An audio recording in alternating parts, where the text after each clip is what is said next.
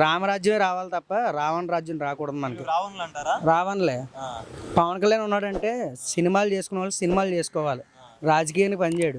అలా అన్న వచ్చాడు, ఏం చేశాడు? కాపులు పరువు తీశాడు. వీడు వచ్చి ఏం చేస్తాడు? ఏమీ చేయలేడు. నేను పక్కా పవన్ కళ్యాణ్ ఫ్యాన్స్, పక్కా జనసేన మెంబర్ని నేను.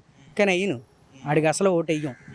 ఎందుకంటే ఆడు సింగిల్గా రమ్మను ఓటేసి గెలిపిస్తాం. అంటే మొన్నటిదాకా మరి ఈ జనసేనలోనే ఉన్నారా? ఉంటాం. ఇష్టం ఆడంటే, చిన్నప్పటి నుంచి కూడా చిరంజీవి ఫ్యాన్స్ మేము.